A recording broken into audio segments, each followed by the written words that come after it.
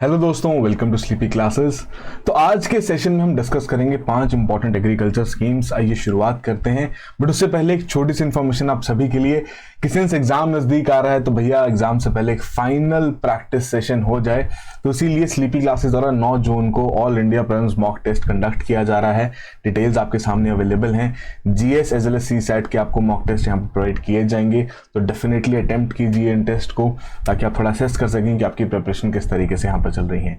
तो डिस्क्रिप्शन में लगे लिंक में आप जाके चेकआउट कर सकते हैं और इस टेस्ट के लिए एनरोल कर सकते हैं। चलिए, तो आज की 5 स्कीम्स में से सबसे पहली स्कीम है पीएम आशा स्कीम।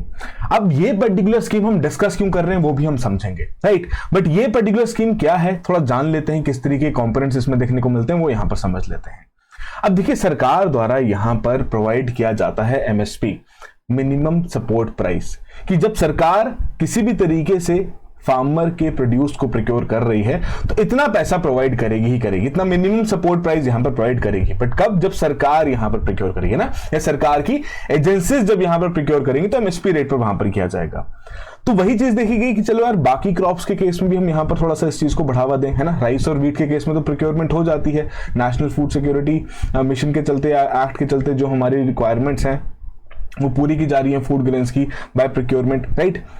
बट यहां पर क्या बोला गया कि रेम्युनरेटिव प्राइस यहां पर प्रोवाइड करना है फार्मर्स को, राइट। नाम से क्लियर है, आय संरक्षण की, यहां पर जो आय है, जो उनकी इनकम है, उसको एक तरीके से सिक्योर करने की कोशिश यहां पर की जा रही है। तो इसीलिए आपका प्रधानमंत्री अन्नदाता आय संरक्षण अभियान यहां पर लॉन्च किया गया, पीएम आशा जिसका नाम है, जिसमें आपके कुछ नोटिफाइड पल्सेस, ऑयल सीड्स, कोपरा, इन सभी के केस में रेम्युनरेटिव प्राइस प्रोवाइड किया जा सके फार्मर को। उनके लिए उनको इनकम सपोर्ट भी नहीं कहेंगे कि जो उन्होंने यहां पर प्रोड्यूस तैयार किया गया है उसके लिए उन्हें फेयर प्राइस यहां पर प्रोवाइड किया जा सके, ताकि उनकी जो इनपुट कॉस्ट यहां पर लगी है उस प्रोड्यूस को तैयार करने में एटलीस्ट उसे तो हम यहां पर पूरा कर सके और वहां पर प्रॉफिट भी वहां पर कमा सकें। बट किस केस में है? नोटिफाइड पल्सेस, जो कि सरकार टाइम टू टाइम नोटिफाई करती है, oil seeds as well as copra के केस में।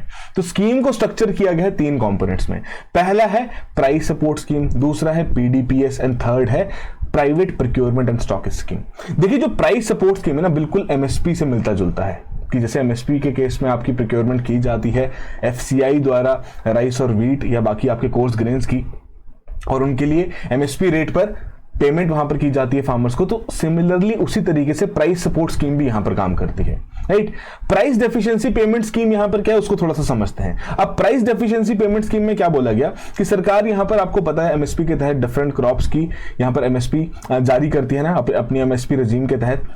तो वो तो आपके लिए होमवर्क है ही है कि आपको कमेंट बॉक्स में मेंशन करना है कि भैया कौन कौन सी क्रॉप्स हैं या कितनी क्रॉप्स हैं, चलो वही मेंशन कर दो, उसमें से राबी कितनी है, खारिफ कितनी है, इतना भी आप बता देंगे तब भी बहुत बढ़िया बात है, right.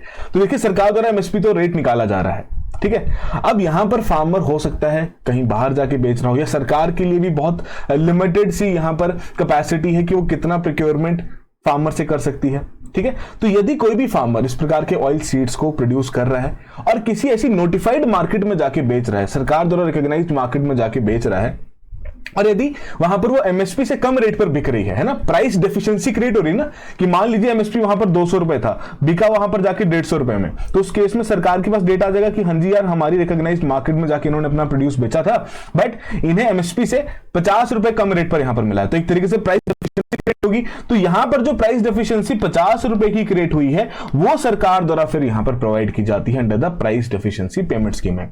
Again I will repeat, price support scheme में एमएसपी के तरीके से काम कर रहा है कि डायरेक्टली जो प्राइस नोटिफाई किया गया है वो प्रोक्योरमेंट के समय में प्रोवाइड किया जा रहा है। प्राइस डेफिशिएंसी पेमेंट स्कीम के केस में यदि सरकार द्वारा जो रिकॉग्नाइज्ड मार्केट्स है वहां पर प्रोड्यूस बेचा जा रहा है, तो उस केस में जो भी प्राइस डेफिशिएंसी है, राइट, उसी को यहां पर पूरा करते हुए जो जितना बैलेंस अमाउंट है वो फार्मर को डायरेक्टली सरकार द्वारा पे किया जा रहा है। अब यही पर्टिकुलर कंपोनेंट है जो कि बार बार हाईलाइट हुआ है लास्ट ईयर भी या उससे पहले भी, जब से फार्मर्स के प्रोटेस्ट चल रहे हैं और चाह रहे हैं कि एमएसपी को लीगलाइज किया जाए। तो उसमें काफी सारे इकोनॉमिस्ट, एग्रीकल्चरल इकोनॉमिस्ट ने ये भी ऑप्शन क्रिएट किए कि जी हाँ, जिस तरीके से पीएम आशा में प्राइस डेफिशिएंसी पेमेंट स्कीम काम करती है, वैसे ही सरकार द्वारा भी ये बाकी एमएसपी क्रॉप्स के लिए इंप्लीमेंट किया जा सकता है। बट अगेन सरकार के ऊपर फिर बहुत ज्यादा फाइनेंशियल बर्डन तो क्रिएट हो गई होगा। उसके अलावा private procurement and stock scheme के यहां पर यदि प्राइवेट पार्टीज प्रोक्योर कर रही हैं, है ना, तो उस केस में प्राइवेट पार्टीज द्वारा एमएसपी रेट पे ही प्रोक्योर किया जाएगा। इट्स जस्ट दैट उन प्राइवेट पार्टीज को फिर सरकार वहां पर सब्सिडी प्रोवाइड कर देगी उस तरीके से, जो भी डिफरेंस अमाउंट रहेगा वो सरकार द्वारा वहां पर प्रोवाइड कर दिया जाएगा उन प्राइवेट प्लेयर्स को। तो ये मुद्दे की बात यहां पर आपको ध्यान रखनी है पीएम आशा में, राइट। तो वही पॉइंट्स आपको यहां पर समझाए गए हैं। प्राइस सपोर्ट स्कीम में आपकी जो फिजिकल प्रोक्योरमेंट यहां पर की जा रही है सरकार द्वारा, जो नोडल एजेंसीज है, नोडल एजेंसीज इसमें कौन कौन सी हैं? एक है आपका national agriculture cooperative market federation of India, second आपका फूड कॉर्पोरेशन ऑफ इंडिया। तो इन नोडल एजेंसीज द्वारा यहां पर प्रोक्योरमेंट की जाती है पल्सेस की, ऑयल सीड्स की, कोपरा की। तो उस केस में डायरेक्टली सरकार द्वारा जैसे कि एमएसपी प्रोक्योरमेंट की जा रही है वैसे यहां पर भी पेमेंट की जा रही है। प्राइस डेफिशिएंसी पेमेंट्स की मैंने आपको बता दिया कि जितने भी आपके ऑयल सीड्स हैं जिनके लिए एमएसपी नोटिफाई किया जाता है, उस केस में जो भी एमएसपी और सेलिंग प्राइस के बीच का डिफरेंस, जो डेफिशिएंसी क्रिएट होगी, वो सरकार द्वारा यहां पर पे की जाएगी। Apart from that private sector participation यहां पर बढ़ाने के लिए आपका ये पायलट प्रोजेक्ट्स डिफरेंट स्टेट्स द्वारा रन किए जा रहे हैं under the PM Asha scheme, जिस केस में यहां पर ऑप्शन दी गई है कि प्राइवेट जो आपके ट्रेडर्स हैं, एग्रो ट्रेडर्स हैं, वो भी यहां पर प्रोक्योर कर सकते हैं, बट उन्हें भी यहां पर इस प्रकार का एमएसपी रेट पर प्रोक्योरमेंट करना पड़ेगा। जो भी डिफरेंस रहेगा वो सरकार द्वारा उस ट्रेडर को प्रोवाइड कर दिया जाएगा। ये सिंपल से पॉइंट यहां पर आपके लिए मेंशन किया गया। तो ये है पीएम आशा स्कीम। अब न्यूज में क्यों थी ये समझिए। अब ये जो पर्टिकुलर स्कीम है काफी समय से यहां पर चल रही है ना, 2019 में भी इसके बारे में बात की गई थी। तो उस समय पर भी जब ये स्कीम लॉन्च की गई थी, थोड़ा सा इसको ना इलेक्शन के साथ आप कोरिलेट कर सकते हैं कि 2019 में डेफिनेटली फार्मर्स को थोड़ा सा अगर खुश करना चाहते हैं तो आपने स्कीम रोल आउट करके उस केस में उस पर स्पेंडिंग बढ़ा दी है ना। बट आफ्टर दैट 2020, 21, 22, 23 में ऐसा कुछ भी स्पेंडिंग है, बहुत ही मिनिमल स्पेंडिंग यहां पर देखने को मिल रही है। अगेन इन 2024 आपके द्वारा फिर यहां पर बजट बढ़ा दिया गया इस पर्टिकुलर स्कीम के लिए, एंड 2025 के लिए फर्दर आपने नया बजट भी इसके लिए पेश किया है कि स्कीम पे और पैसा यहां पर खर्च किया जाएगा। अब इस केस में जब सरकार से सुनवाई की गई कि ऐसा सरकार आपने ऐसा क्यों किया कि पिछले 2-3 सालों में आपने स्कीम को इफेक्टिवली यहां पर रन नहीं किया, उस प्रकार से इस स्कीम के तहत जो यहां पर बेनिफिट्स मिलने चाहिए थे फार्मर्स को वो प्रोवाइड नहीं किए गए। तो उस केस में सरकार और एफसीआई का यही पॉइंट है कि देखिए इस स्कीम की जो इंप्लीमेंटेशन थी वो स्टेट गवर्नमेंट्स के पास थी। स्टेट गवर्नमेंट्स अगर डिमांड क्रिएट करते कि भैया उन्हें इस प्रकार की स्कीम को रोल आउट करना है, अपने स्टेट्स में इंप्लीमेंट करनी, तो डेफिनेटली की जाती। तो काफी हद तक स्टेट गवर्नमेंट्स के ऊपर यहाँ पर बात छोड़ दी गई। बट इंपॉर्टेंट क्या है कि दोबारा से स्कीम के लिए यहाँ पर एलोकेशन की गई है, सो इंपॉर्टेंट है इस स्कीम को दोबारा से रिवाइज कर लेना। तो आई होप पूरी कहानी यहाँ पर आपको समझ में आ गई हो। फिर बात करते हैं पीएम प्रणाम स्कीम के बारे में। तो देखिए हमारे देश में बहुत समय से आप ये सुन रहे होंगे कि फर्टिलाइजर्स का यूसेज बढ़ता हुआ देखने को मिल रहा है, खासकर यूरिया का, राइट। अब उसी केस में यूरिया की जब यूसेज यहां पर बढ़ रही है तो सरकार के ऊपर बर्डन बढ़ रहा है ना। फर्टिलाइजर सब्सिडी का जो बर्डन है यूरिया के केस में, तो डायरेक्टली सरकार यहां पर प्राइस नोटिफाई करती है कि भैया इतने प्राइस पर ये बिकेगा, बाकी का जो भी अमाउंट बचता है वो हमारे द्वारा कंपनी को पे कर दिया जाएगा, है ना। हम उसमें डिटेल में नहीं जाएंगे कि फर्टिलाइजर स्कीम कैसे काम यहां पर करती है। हम मुद्दे की बात यहां पर यही कहेंगे कि भैया यूरिया की कंजम्पशन बढ़ रही है बिकॉज सस्ते में यूरिया यहां पर मिल रहा है ना। फार्मर के लिए जो भी सस्ती खाद उनको मिल रही है, जो भी सस्ता फर्टिलाइजर उन्हें मिल रहा है, वो उसे यूज कर रहे हैं ना। ओवर इंप्लीमेंटेशन भी यहां पर हो रही है, जिसको कम करने के लिए या नाइट्रोजन यूज एफिशिएंसी बढ़ाने के लिए डिफरेंट इनिशिएटिव्स भी यहां पर लॉन्च किए गए। तो सेकंड होमवर्क आपका ये रहा कि नाइट्रोजन यूज एफिशिएंसी क्या चीज है और उसे बढ़ाने के लिए सरकार ने कौन से नए इनिशिएटिव्स यहां पर रोल आउट किए हैं with respect to the application of urea, right. But यहां पर अब सरकार चाहती है कि देखो यार काफी हमारा केमिकल फर्टिलाइजर का यूसेज हो चुका है सिंस ग्रीन रेवोल्यूशन, तो हम उसको थोड़ा सा कम करते हैं। तो उसी केस में 2023-24 के यूनियन बजट में स्कीम लॉन्च की गई थी पीएम प्रणाम, जिसका ऑब्जेक्टिव था program for restoration, awareness generation, nourishment and amelioration of mother earth, ताकि जो एक्सेसिव फर्टिलाइजर का यूसेज हमारे इंडियन एग्रीकल्चर में हो रहा है उसे हम रोक सकें। अब इस स्कीम में ना कोई एडिशनल बजट एलोकेट नहीं किया गया कि हाँ हम कोई नया पैसा यहां पर खर्च करेंगे, नहीं, ऐसा कुछ नहीं है। यहां पर वो सिर्फ ये कह रहे हैं कि देखो हम हर एक स्टेट गवर्नमेंट को या हर एक स्टेट द्वारा यहां पर कंजम्पशन की जाती है यूरिया की, जिसके बेसिस पर सरकार द्वारा पेमेंट की जाती है ना।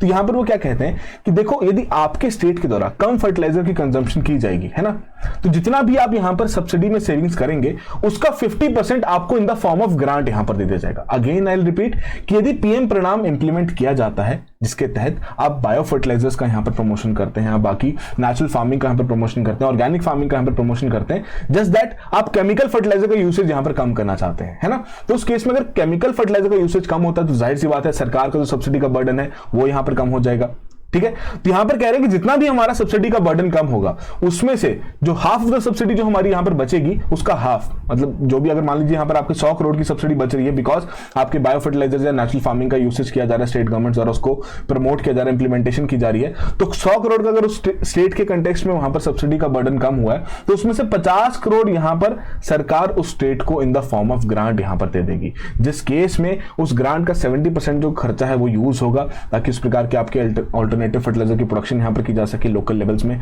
खासकर आपके बायो फर्टिलाइजर्स की प्रमोशन की यहां पर बात की गई है। एंड अपार्ट फ्रॉम दैट जो बाकी 30% है वो आपकी फार्मर्स, पंचायत या जितने भी आपके एफपीओज यहां पर इन्वॉल्व हैं उन्हें यहां पर दिया जाएगा ताकि उस प्रकार से फर्टिलाइजर की यूसेज कम की जा सके एंड उससे रिलेटेड अवेयरनेस यहां पर बढ़ाई जा सके कि जी हां ये पर्टिकुलर कंपोनेंट मानते हैं कि इंपॉर्टेंट है बट इतना भी बेनिफिशियल नहीं है हमारे लॉन्ग टर्म सस्टेनेबिलिटी के लिए, राइट। तो ये इंपॉर्टेंट यहां पर पॉइंट रखा गया पीएम प्रणाम में, ठीक है। तो इस केस में कोई एडिशनल एलोकेशन नहीं है, जस्ट दैट जो भी यहां पर सब्सिडी की सेविंग्स होंगी उसका हाफ स्टेट गवर्नमेंट्स को in the form of grant दे दिया जाएगा जिसे वो डिफरेंट पर्पसेस के लिए वहां पर यूज करेंगी, again for the soil promotion कि जो केमिकल फर्टिलाइजर का एक्सेसिव यूजेस हो रहा है उसको हम यहां पर कम कर सकें, राइट।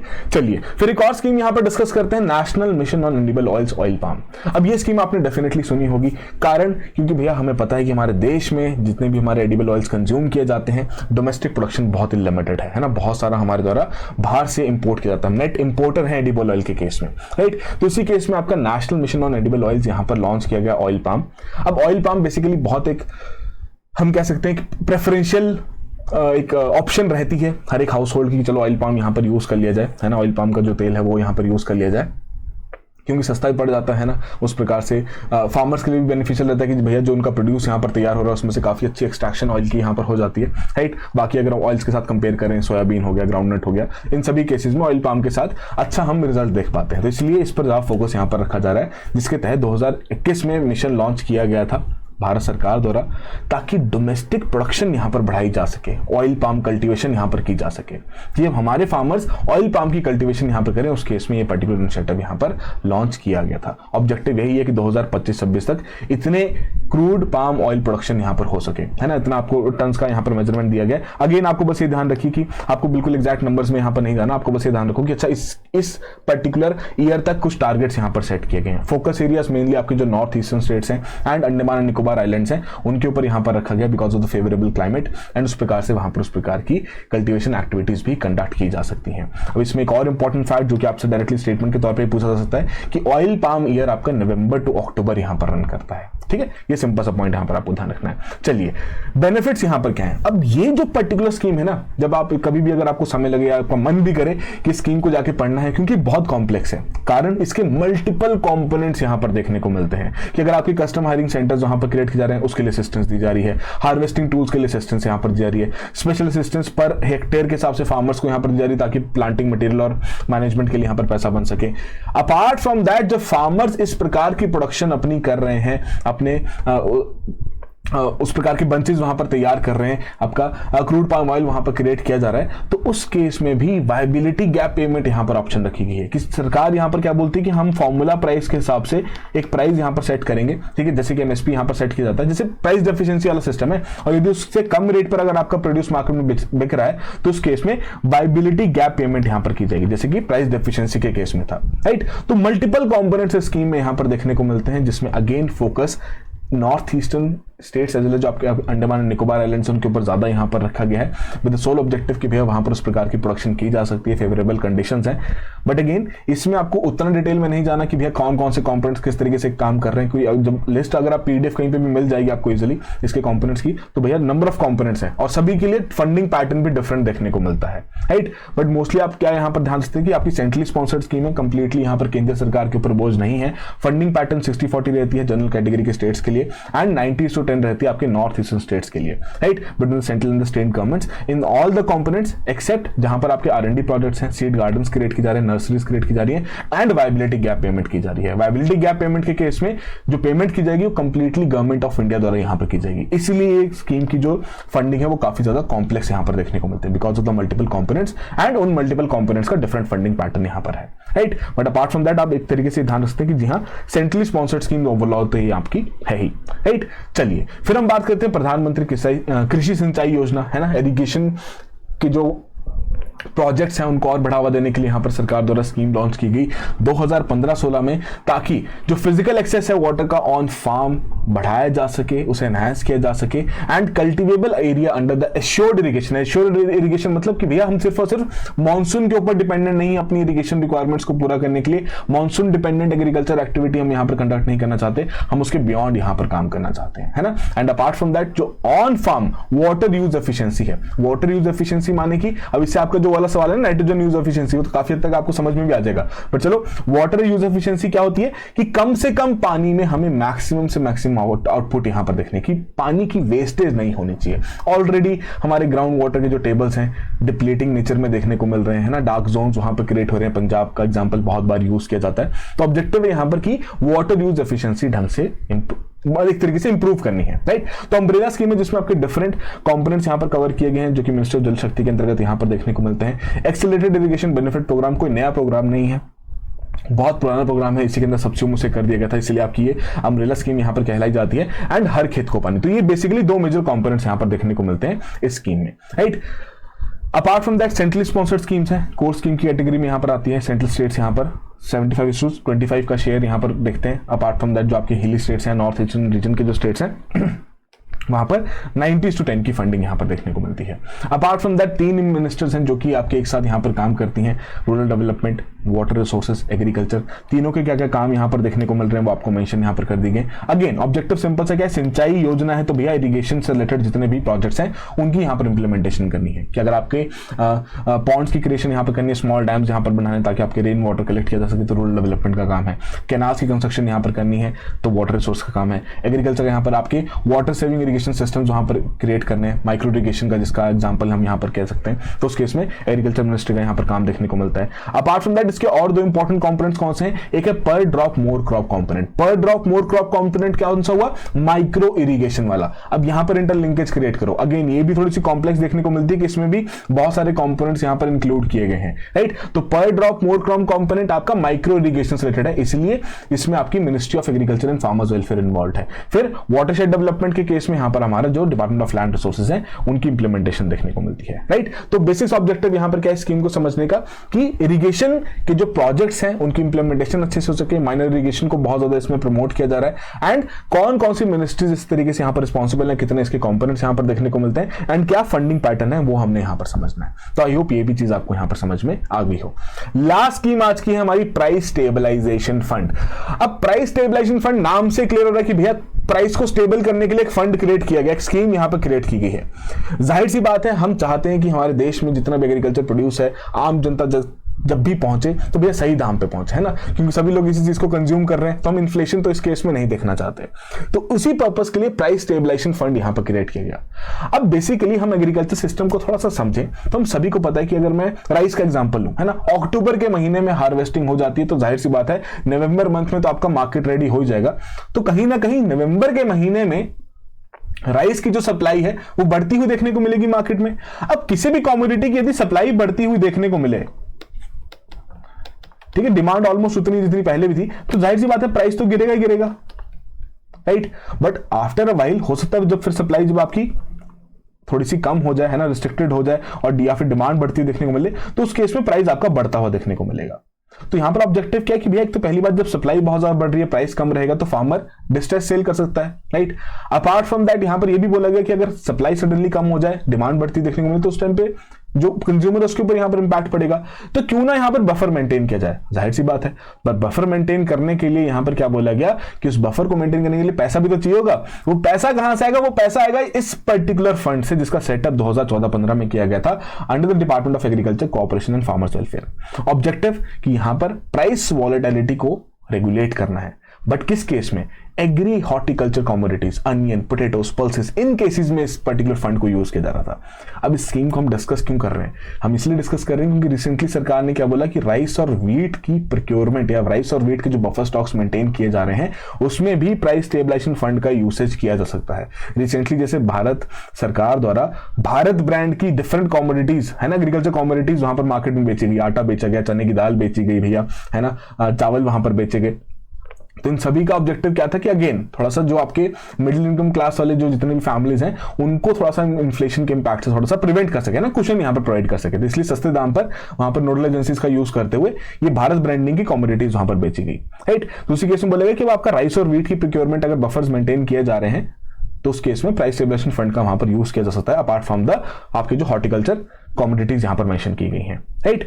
तो इस केस में क्या रहेगा, सिंपल इंप्लीमेंटेशन अगर इसकी हम समझें कि देखिए जाहिर सी बात है ये जो फंड है ये यूज, इस फंड में जो पैसा रहेगा वो यूज किया जाएगा ताकि इस प्रकार की प्रोक्योरमेंट की जा सके, राइट। और उस प्रोक्योरमेंट से हम वहां पर बफर मेंटेन कर सकें एंड उन बफर से हम डेफिनेटली यही चाहेंगे कल को जब भी सप्लाई में कोई चेंजेस आए तो उस बफर को उस समय पे एक्टिवेट किया जा सके। सिंपल सा फंड ही है। तो जाहिर सी बात है जब प्रोक्योरमेंट करेंगे तो पैसा खर्च होगा इस फंड से, बट जब बफर से रिलीज होगा, सामान जब रिलीज होगा मार्केट में जाके तो डेफिनेटली कुछ ना कुछ तो पैसा यहां पर कमाएंगे, है कि नहीं। तो समय पे बफर से जब मार्केट में सप्लाई जाएगी तो कुछ ना कुछ पैसा यहां से आएगा, वो पैसा वापस इस फंड में फिर यहां पर डाल दिया जाएगा, ठीक है जी।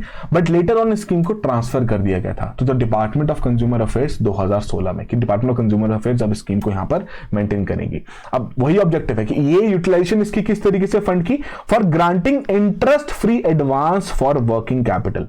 हुआ कि नहीं कि प्रोक्योरमेंट करनी थी, वर्किंग कैपिटल यहां पर चाहिए था, तो उस केस में इंटरेस्ट फ्री एडवांस दिया गया कि एक तरीके से उधार दे दिया गया, बट इंटरेस्ट फ्री, कोई इंटरेस्ट यहां पर उस पर चार्ज नहीं किया जा रहा। किसे, अब यहां पर सेंट्रल एजेंसीज भी मांग सकती हैं भैया इस प्रकार का उधार पीएसएफ से कि यार हमें प्रोक्योरमेंट करनी है, हमें थोड़ा सा उधार दे दो। स्टेट या फिर यूटी या जो आपके सेंट्रल गवर्नमेंट की एजेंसीज हैं वो यहां पर उधार मांग सकती हैं ताकि उस प्रकार के मार्केट इंटरवेंशन ऑपरेशंस यहां पर कंडक्ट की जा सके, उस प्रकार का बफर स्टॉक यहां पर मेंटेन किया जा सके, राइट। तो इस पर्पस के लिए स्टेट्स को, अगर डेफिनेटली स्टेट भी यहां पर अपनी डिमांड रख सकते हैं कि भैया हमें भी अपने पर्सनल वेलफेयर स्कीम्स के लिए, पर्सनल माने कि स्टेट की अपनी खुद की वेलफेयर स्कीम्स के लिए उनको कुछ प्रोक्योरमेंट करनी है, बफर स्टॉक यहां पर मेंटेन करने, तो उसके वो अपना खुद का रिवॉल्विंग फंड यहां पर क्रिएट कर सकते हैं जिसमें अगेन स्टेट और सेंट्रल गवर्नमेंट दोनों इक्वली कॉन्ट्रीब्यूट करेंगे, है ना। जितना जितना कॉन्ट्रीब्यूट करेंगे, अगर लॉस हो रहा है प्रोक्योरमेंट, अगर 100 रुपए में हो रही है, बिक रहा 80 रुपए में, तो 20 रुपए का जो लॉस हो रहा है तो वो भी उस तरीके से स्टेट और सेंट्रल गवर्नमेंट के बीच में बियर किया जाएगा, है ना। आई होप ये चीज आपको यहां पर समझ में आ गई है। और नॉर्थ ईस्टर्न स्टेट्स के केस में यहां पर जो आपका कॉन्ट्रीब्यूशन स्टेट और सेंट्रल लेवल का वो आपका 75:25 यहां पर देखने को मिलता है। अपार्ट फ्रॉम दैट फंड की मैनेजमेंट की बात करें तो price stabilisation fund management committee इस फंड को मैनेज करती है कि जब भी स्टेट गवर्नमेंट या फिर सेंट्रल एजेंसीज के प्रपोजल आते हैं कि भैया हमें थोड़ा सा उधार दे दो, हम इस तरीके से इस पर्टिकुलर कमोडिटी को प्रोक्योर करना चाहते हैं, उसका बफर मेंटेन करना चाहते हैं, तो उस समय पे ये पर्टिकुलर जो आपकी कमेटी है उनके द्वारा अप्रूवल्स यहां पर पूरे किए जाते हैं। Apart from that SFAC small farmers agri business consortium वो भी मेंटेन करता है पीएसएफ को as a central corpus fund ताकि उसे टाइम टू टाइम यूटिलाइज किया जा सके। तो ये इंपॉर्टेंट पॉइंट्स यहां पर ध्यान रखने हैं। एक और इंपॉर्टेंट पॉइंट इस पर्टिकुलर स्कीम से रिलेटेड देखिए, अगर डोमेस्टिक प्रोडक्शन ही ना हो उस केस में क्या होगा, बफर तो मेंटेन करना है ना, कुछ ना कुछ तो यहां पर मार्केट में उस प्रकार की सप्लाई इंश्योर रखनी है, तो उस केस में मार्केट इंटरवेंशन फिर कैसे होगी, डोमेस्टिक प्रोडक्शन ही देखने को नहीं मिलेगी, तो जाहिर सी बात है उस केस में हमें फिर कुछ ना कुछ इंपोर्ट करना पड़ेगा बफर मेंटेन करने के लिए। तो क्या इंपोर्ट करने के लिए जब हमें पैसों की आवश्यकता पड़ेगी तो क्या तब भी हम प्राइस स्टेबलाइजेशन फंड के पास जा सकते हैं? जी हां, बिल्कुल जा सकते हैं। तो अगेन इंपॉर्टेंट पॉइंट जिसको आप अपने नोट्स में कंपाइल कर लीजिए। तो ये थी 5 स्कीम्स। आई होप कुछ ना कुछ वैल्यूडेशन आज आपका यहां पर जरूर हुआ हो। तो इसी तरीके से अपनी सभी चीजों को रिवाइज करते रहिए। एग्जाम नजदीक आ रहा है, खुद का ध्यान रखिए, अपनी प्रिपरेशन पे भरोसा रखिए। बहुत क्रूशियल है ये समय कि अपने ऊपर जो आपने इतना एफर्ट यहां पर लगाया है, इतने लंबे समय से आपने तैयारी की है, तो उस प्रिपरेशन पे थोड़ा सा भरोसा रखना बहुत जरूरी है ताकि उस प्रकार के फ्रूटफुल रिजल्ट्स वहां पर दे सकें। Apart from that rapid revision course यहां पर अभी भी अवेलेबल है। यदि आप चाहते हैं इकोनॉमी के कॉन्सेप्ट्स, करंट अफेयर्स को रिवाइज करना, तो डेफिनेटली आप एनरोल कर सकते हैं। इस पर्टिकुलर कोर्स में डिटेल्स आपको वेबसाइट पे अवेलेबल होंगी। चलिए, so that will be all the very best, have a good preparation.